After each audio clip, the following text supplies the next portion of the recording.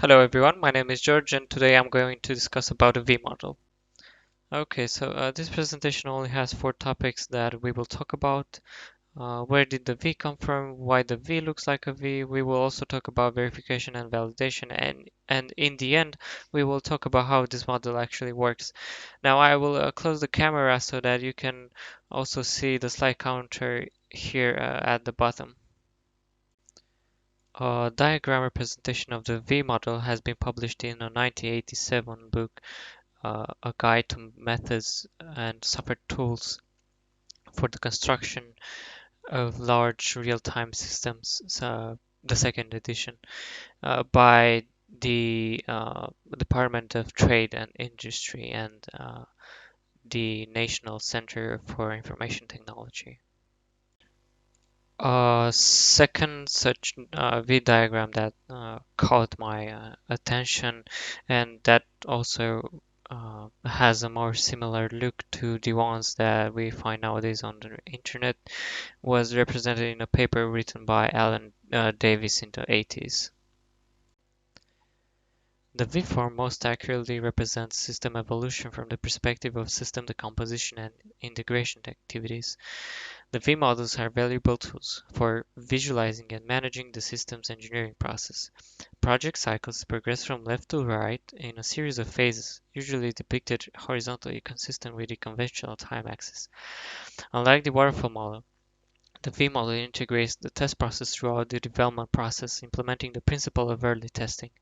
At each decomposition level, there is a direct correlation between activities on the left and right sides of the V.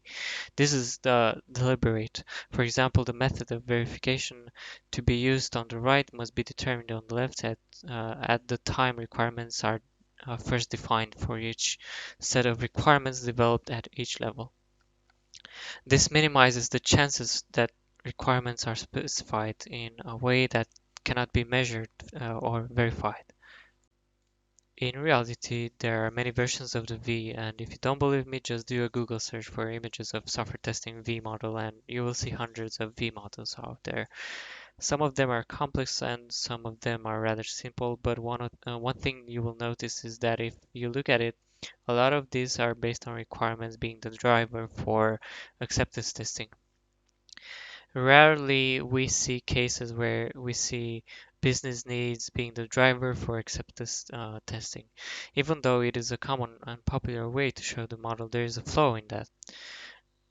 Note that there is also no prescribed view of the V, and for example, in the ISTQB syllabus, they don't show a particular representation of the V. Since the V model highly relies on verification and validation, we must understand how this works before trying to understand the V. And you can have many of these dualities in software testing, like static or dynamic testing or debugging, functional, non-functional, and so forth.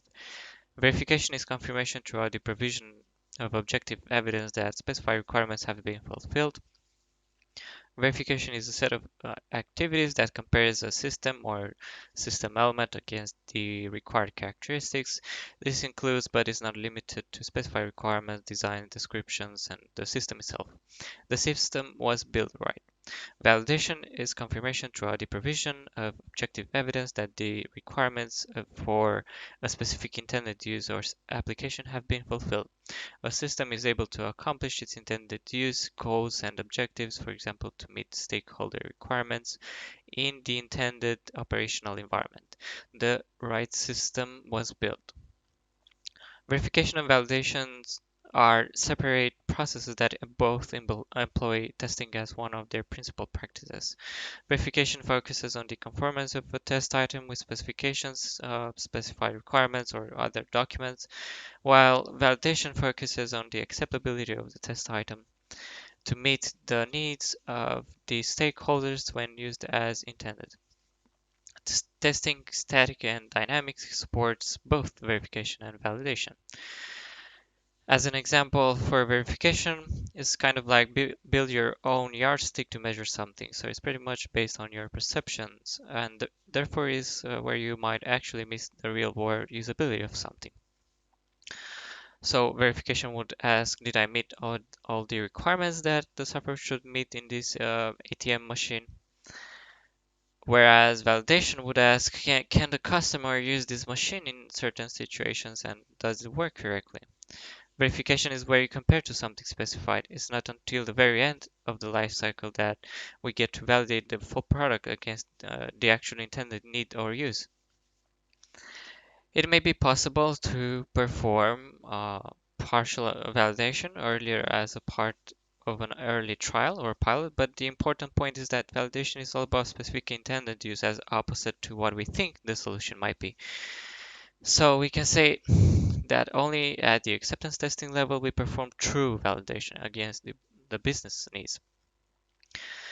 So as an example for validation, let's say you have the software of an ATM, but you have like literally hundreds of ATM configurations and device options that can be used.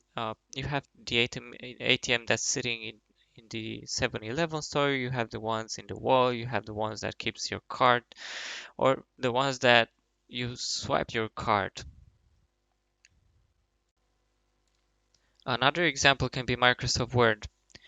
Two people may use Word, one may love it, but the person who is trying to write a 200-page book may hate it because that is not an ideal use case for Word. Unfortunately, people fail to learn the true applicability of a product until we try to use it for a specific purpose. You can do verification both by testing and reviews. However, validation is primarily a dynamic kind of test where you go out into the real world or a mock environment and you try to do something. Okay, now let's see how the V model actually works. So we start with the business need and we verify the business need by doing some kind of return on investment or feasibility study. We also look to see, are we solving the right problem? Is this something that merits our effort? And it's common that the best defect that you can find in testing is the system that shouldn't be built. As we verify the business need, the same acceptance criteria can very well be the same acceptance criteria for your acceptance test.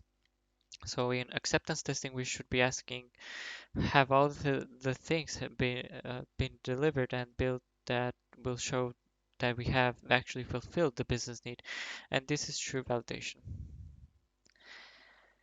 As we define the requirements, we are always looking back at the business need as our basis, and we say what a business needs in a big sense. What exactly do people need in a functional sense?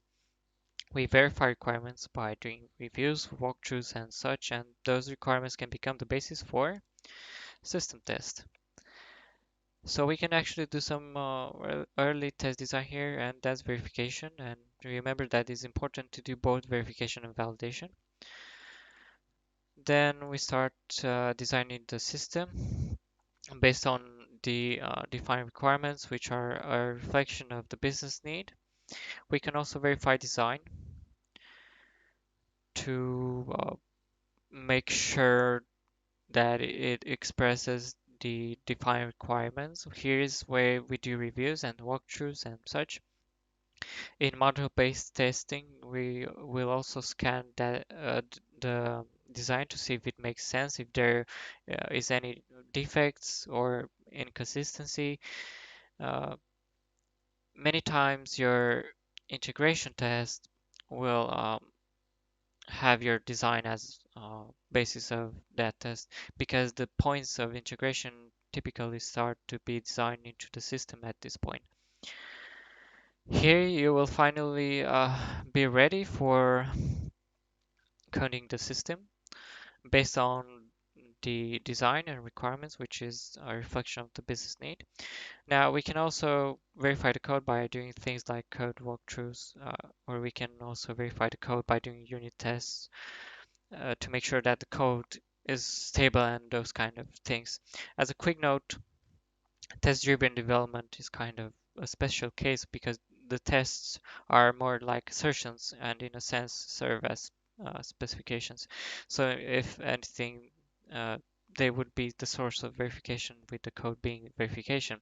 I know this sounds backwards, but TDD is. So there you have it. This is the V model. I hope you enjoyed the video.